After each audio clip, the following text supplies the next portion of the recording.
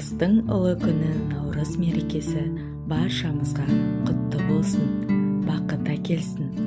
Тарихи тамыры тереңге бойлаған әз Наурыз дана халқымызда қай кезде де еңсесі биік елдіктің іргесі сөгілмес бірліктің, ырыс пен ынтымақтың мерекесі болып келген. Қазақстан халқы үшін Наурыз мейрамы көктем мен жаңаруды айшықтайтын мерейі тасыған ұлы мереке. Наурыз көктемгі жаңарудың, махаббаттың, ақ пейіл мен татулықтың мерекесі. Ол өткенді саралап, болашағымызды болжайтын ерекше кезең.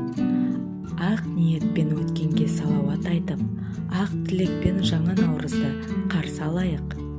Отанымызға береке, халқымызға игілік, мемлекетімізге молшылық, ал әр шаңыраққа бақыт пен шаттық тілейміз. Еліміз өркен жайып, Наурыз баршамызға ынтымақ пен сәттілік алып келсін.